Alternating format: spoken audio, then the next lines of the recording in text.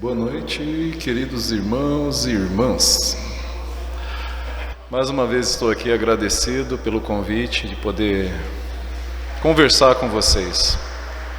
Na verdade, entre médios e palestrantes não é uma palestra, é uma conversa, é um estudo, é uma experiência ímpar. E vamos falar hoje de um tema muito específico, na qual acho que todos nós estamos sentindo o cansaço da alma, que é igual à fadiga interior. Fadiga esta que vem não para nos prejudicar, mas para trazer a nós uma renovação interior. Buscar o descanso merecido, não no nosso berço, no nosso cômodo doméstico, na nossa cama, no nosso sofá, na nossa rede, ou até mesmo no chão de nossa casa após ser lavada e limpa. Mas o descanso em Jesus.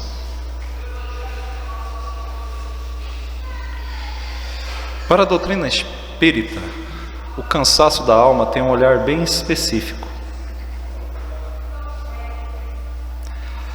Ela traduz, além da renovação interior, uma abundância de vontades e desejos até então não entendido, não compreendido e não localizado no mundo em que vivemos. Porque essa vontade, ela vem dentro de cada um de nós e vai encontrar aonde? No nosso Mestre Jesus. O cansaço da alma é igual à fadiga do espírito. Kardec, em O Livro dos Espíritos, ele diz o seguinte: a alma não se cansa como o corpo físico. O que a gente sente é a fadiga moral. Fadiga moral.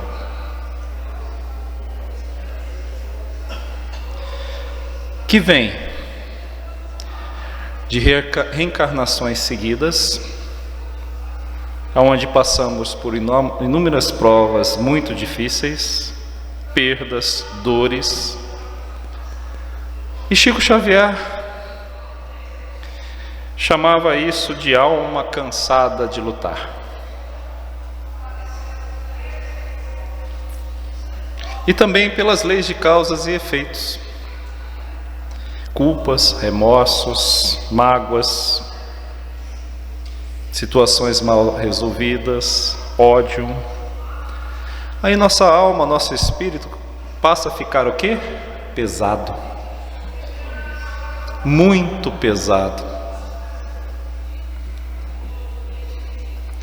Porque ainda não aprendeu a perdoar e a se perdoar.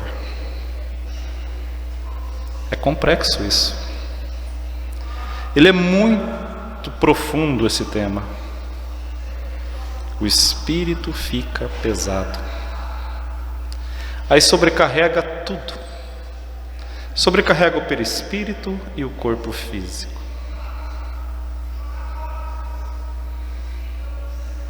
E quando não, temos um materialismo excessivo. Quem de nós aqui não é materialista?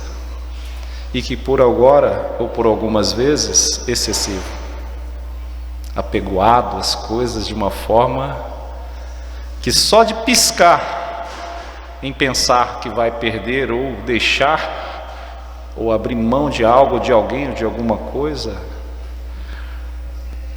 perturba o ser de uma forma impressionante. Esse materialismo excessivo é quando a gente vive só para o corpo. e usa também a mediunidade para o corpo.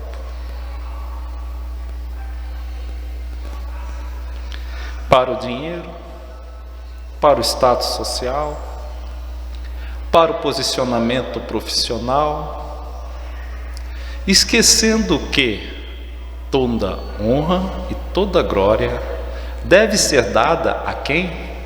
A Jesus. E aí isso gera vazio, ansiedade e cansaço existencial. Complicado, né? André Luiz descreve muito bem no mundo espiritual. Porque quando os espíritos chegam em extremo sofrimento excessivo, extenuado, o perispírito dessas almas é escuro e denso.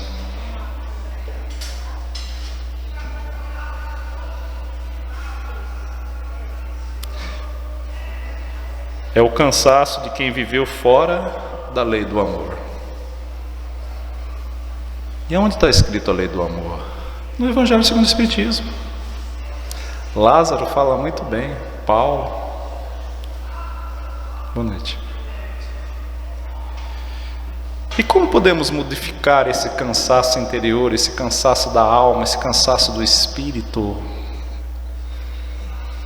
Renovação interior, que é igual reforma íntima. Fácil falar, né? Difícil é reformar. Mas a gente, se quiser e persistir, conseguiremos. Dá um pouco de trabalho? Dá. Íntimo? Muito. Porque a solução espírita não é o descanso externo da alma cansada. É a transformação interna. Que se baseia em 3 pilares. Eu acho que nós já estamos cansados de ouvir isso, mas vale a pena repetir. Conhecimento é o primeiro. Estudar a doutrina para entender quem sou, de onde vou e de onde vim. Entender que a dor tem sentido evolutivo. Assim, tira o peso da revolta. Toda dor é uma bênção que Deus dá aos seus eleitos. Está no Evangelho segundo o Espiritismo. No tema, a dor.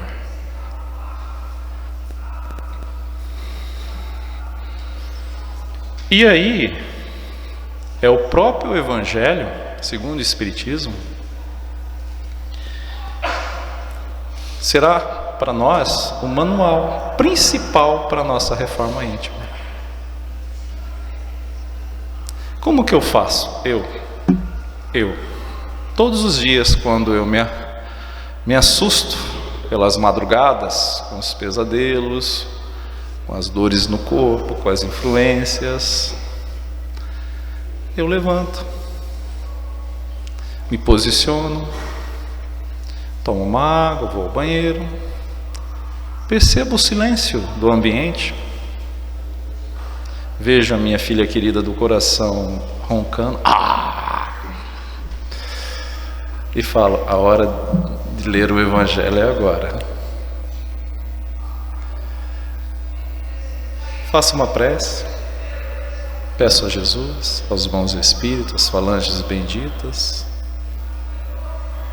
e abro ele. Ultimamente está caindo muito para mim a piedade filial. Quem são meus irmãos? Quem são minhas irmãs? Honrar vosso pai, a vossa mãe. E é de fato, eu estou vivendo um processo de desconforto emocional com a minha filha mais velha, que já me declarou morto. E eu disse amém.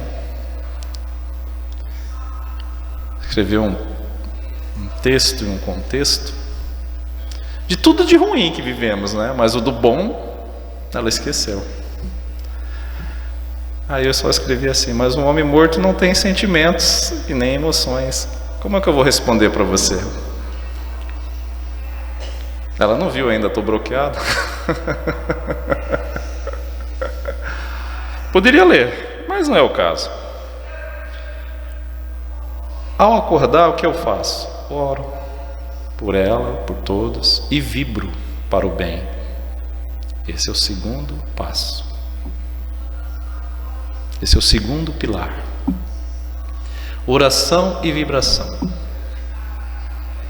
E o terceiro, muito importante, a prática no bem. A prática do bem. E a prática no bem. A prática do bem viver e a prática no bem. Tem dois sentidos aí. Praticar o bem para si e para o outro. Porque fora da caridade não há salvação. Está no Evangelho segundo o Espiritismo.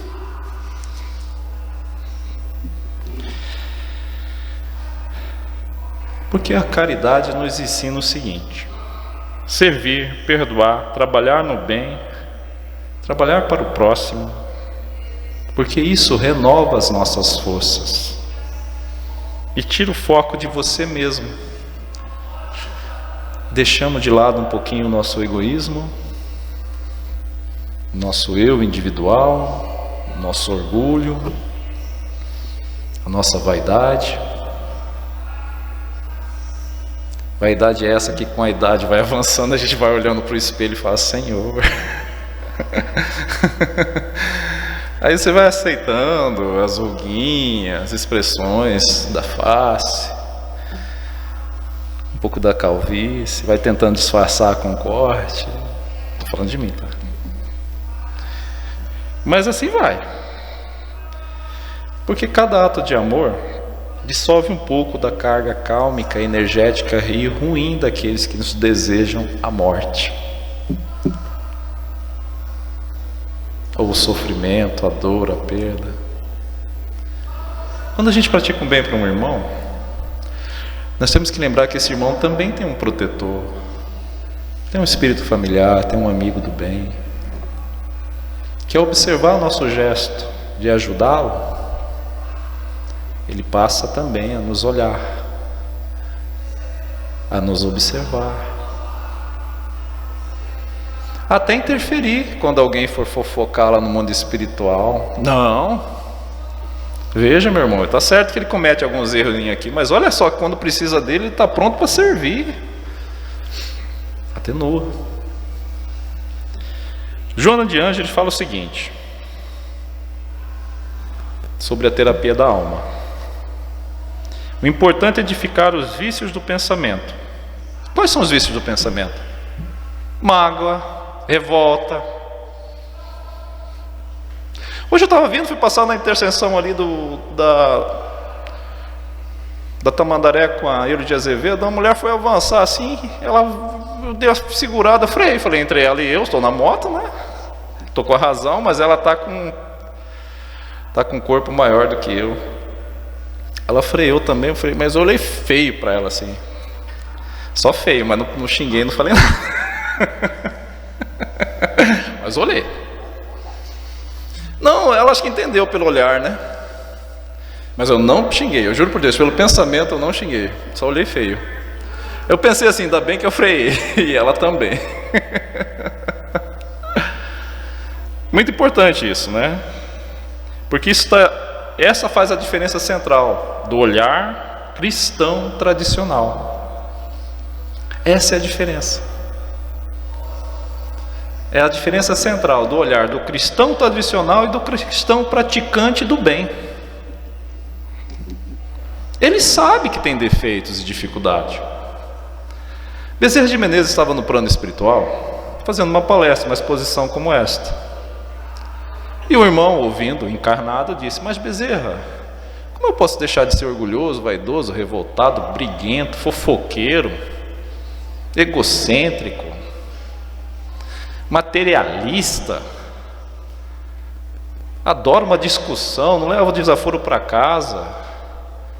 Me explique, Bezerra, como pode ser assim? Como que eu posso ser igual a você? Ele falou, não, eu sou igualzinho a você. Bezerra responde a esse irmão. Ele falou, sou briguento, fofoqueiro, não levo desaforo, bababá. Mas como que você conseguiu chegar a esse nível? Antigamente, eu ia ao encontro disso. Hoje eu fujo. Então nós devemos fugir sempre de algo que vai nos desequilibrar ou vai ser um problema. Deu vontade de puxar a orelha da minha filha. Falei, como assim? Você está me desaforando, desejando minha morte? Eu sou seu pai, honrai vosso pai e vossa mãe, me respeite. Mas eu fugi da briga. Só disse, morto não fala, não tem sentimento, eu já morri.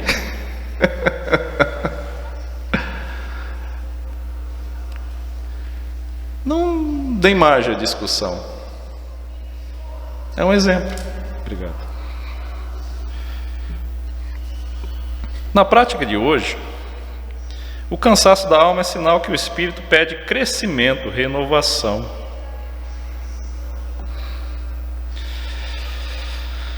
E aí que está o grande X da questão. Crescimento e renovação. Já paramos para pensar? Estamos crescendo, sim.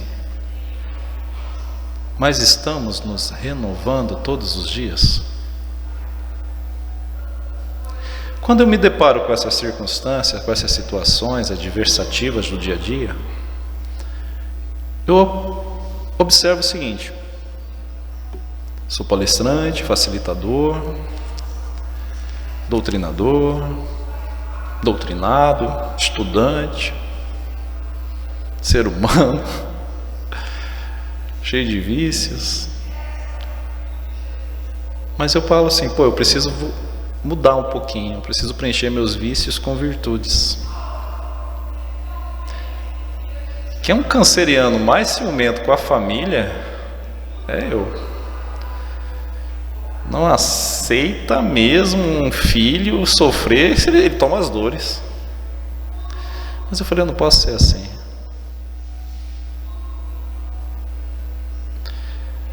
Eu tenho que deixar que eles sintam suas próprias dores.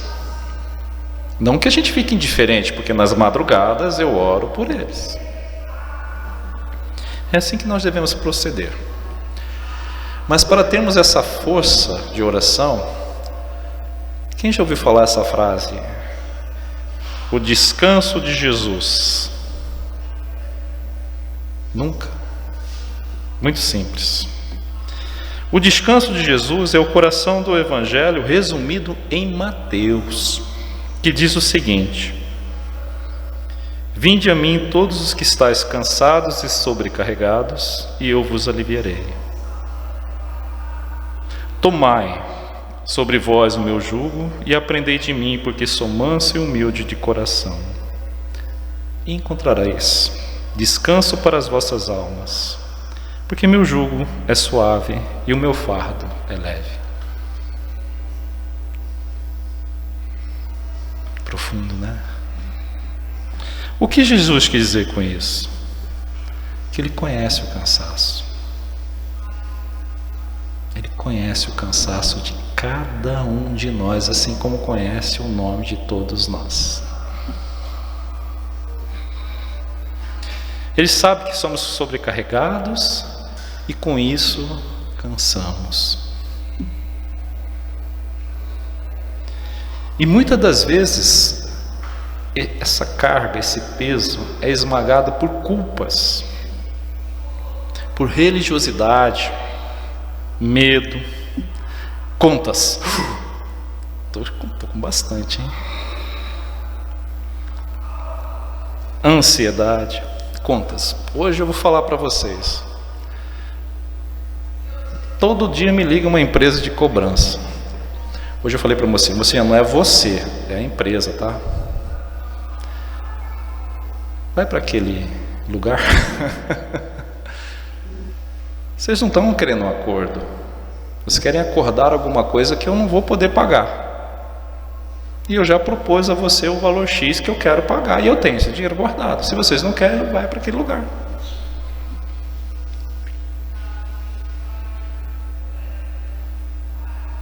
Não me ligaram mais. Não que eu falei o palavrão, né? Mas disse: vai para aquele lugar. Tá chato já, né? É simples. Não dá para resolver? Descanse. Não adianta ficar desesperado. 88% da população brasileira está endividada e não está conseguindo pagar suas contas. Por que eu vou ficar preocupado em ficar com os 12? Não é verdade? Tomai o meu jugo, né? Mas Jesus não chama os fortes. Ele chama quem está no limite para esse descanso. Eu acho que a maioria de nós, ou todos nós, estamos no limite, correto?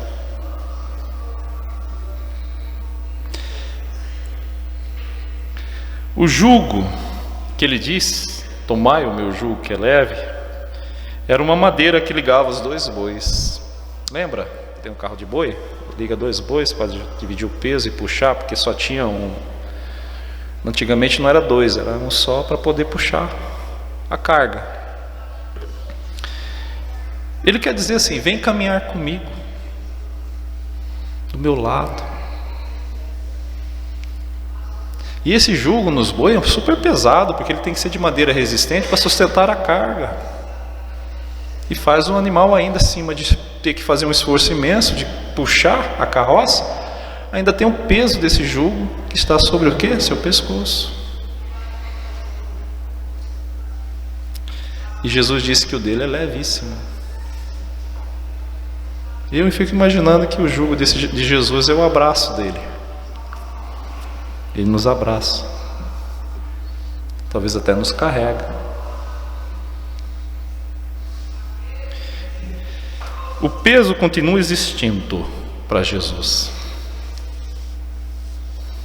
mas agora é dividido. Ele carrega junto. Não é que nós não teremos uma vida sem luta a partir de agora. É que a luta agora vai ser com Ele. Com Jesus. Descanse no Senhor.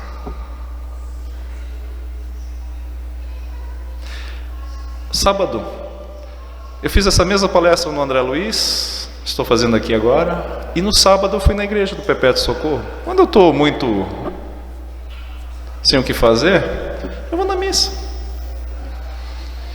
Eu gosto de observar as outras lideranças religiosas, falar do Evangelho, aprender um pouquinho. E falou justamente sobre esse tema.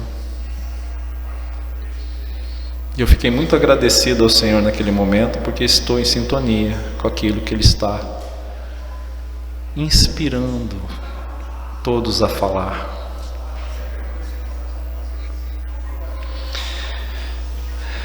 Aprendei de mim, porque sou manso e humilde.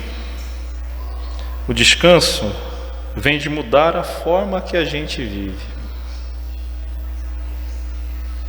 Como estamos vivendo? Está sobrecarregando a gente, sim. Tomei uma decisão de abrir mão de bens, excesso de bens. Agora tenho uma motinha, mas como é gostoso. Às vezes tem alguém que quer fechar teu caminho, você olha feio, mas do resto você consegue ver as coisas de uma outra forma. E eu só gasto R$20 de gasolina por semana. Minha filha fala assim que não vai andar comigo de moto porque é uma Mutu. Aí eu fico brincando com ela. Mutu. Uma que não largava de mim para qualquer coisa, hoje está me deixando livre e está andando livremente. Fiquei super feliz.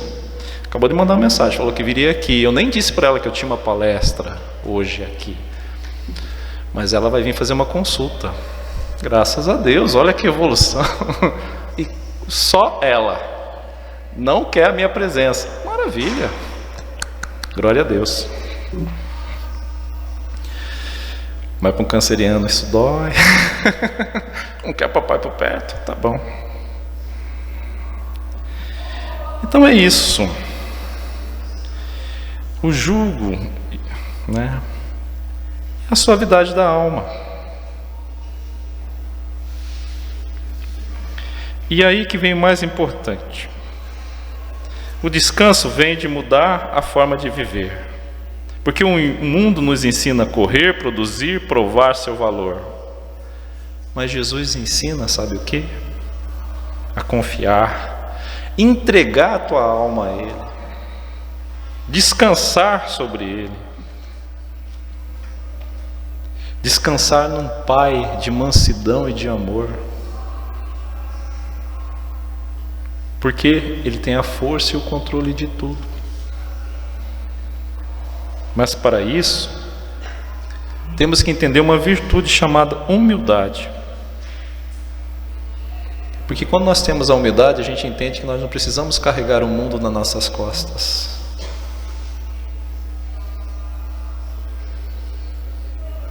Nem o nosso mundo, nem a nossa família.